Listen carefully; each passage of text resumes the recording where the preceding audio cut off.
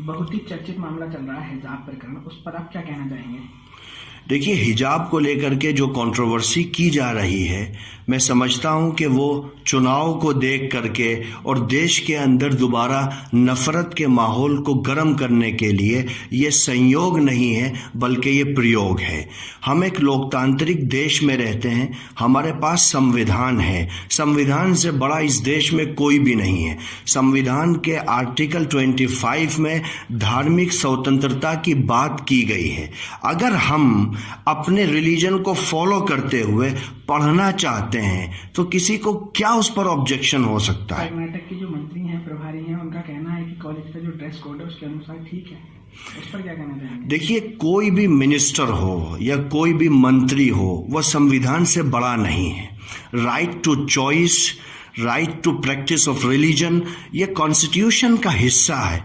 Article 25 में इसको mention किया गया है कि धार्मिक स्वतंत्रता होगी तो कोई भी लॉ, अगर लॉ बनाएगा स्टेट या कोई भी मिनिस्टर या कोई भी राज्य, तो उसको लॉ बनाने का इख्तियार होगा कॉन्स्टिट्यूशन के अधीन।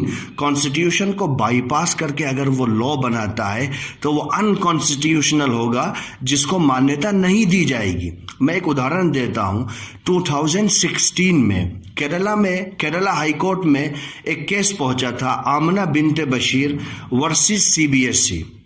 उसमें यह कहा गया था, केरला हाईकोर्ट ने उस वक्त एक रिमार्केबल जजमेंट दिया था, हिस्टोरिकल जजमेंट, जिसमें यह बात कही गई थी, CBSE ने एक लॉ बनाया था कि एग्जाम में एक शॉर्ट ड्रेस कोड के साथ में आपको आना पड़ेगा।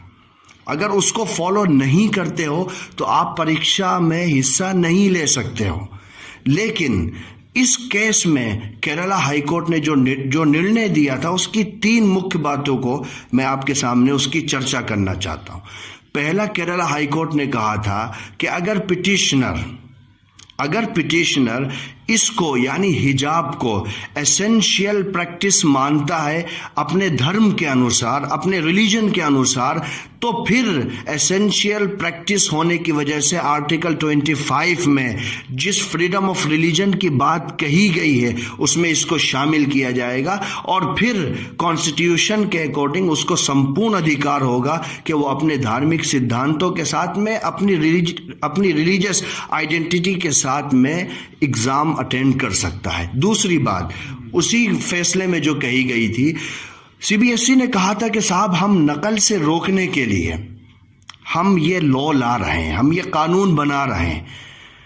तो उस वक्त केरला हाईकोर्ट ने कहा था कि आप नकल को रोकने की वजह से किसी के फंडामेंटल राइट्स को नहीं ले सकते हो, किसी के फंडामेंटल राइट्स को आप नहीं छीन सकते हो। जो फंडामेंटल राइट हैं वो मिलेंगे। अगर आपको नकल से रोकना है तो आप इन बच्चों को आधा घंटे पहले बुलाओ, इनकी चेकिंग करो और चेकिंग के बाद इनको परीक्षा के लिए अलाउ करो। और तीसरी मुख्य बात जो केरला हाईकोर्ट ने कही थी कि हम जो ये फैसला दे रहे हैं ये सिर्फ इस पिटिशनर तक ही सीमित नहीं है, बल्कि वो तमाम लोग जो इस ड्रेस कोड पर ऑब्जेक्शन करते हैं उन सबको इस फैसले से रिलीफ मिलेगी। हालांकि सरकारी वकील ने और CBSE के वकील ने यह कहा था कि यह फैसला सिर्फ इस पिटिशनर तक ही सीमित कर दिया जाए। तो लीगल वे में केरला हाईकोर्ट का जो फैसला है वो सब पर लागू होता है। सारे देश को उससे प्रेरणा मिलती है कि भारत एक सेक्युलर धर्मनिरपेक्ष राज्य है। अगर हम चुनाव को हिंसा का, नफरत का, बगावत का, अदावत का प्रतीक बनाएंगे तो शायद हम एक स्वस्थ लोकतंत्र का निर्माण नहीं कर पाएंगे। सवाल हिंदू मुसलमान का नहीं है,